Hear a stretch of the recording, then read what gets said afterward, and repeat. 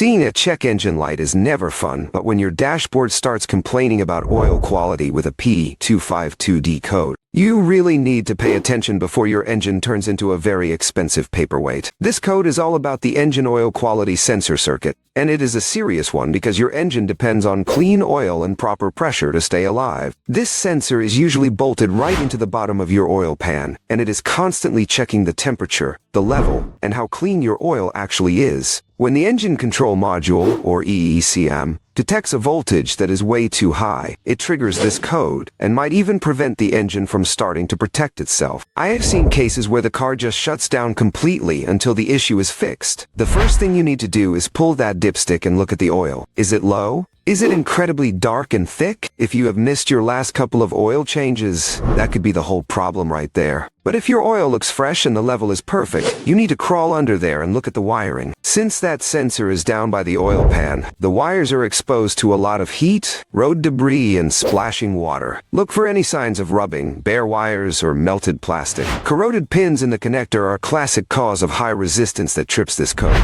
You will want to use a digital multimeter to check for continuity and make sure you have a solid ground. A common mistake I see people make is rushing out to buy a new sensor when the real issue is just a loose or dirty ground strap. Always check the simple stuff first, like the fuse or any technical service bulletins for your specific car. If you do end up needing a new sensor, make sure you do a full oil and filter change at the same time to give the new part a fresh start. This sensor is the guardian of your engine's internal health, so treat this code with the urgency it deserves to avoid permanent mechanical damage.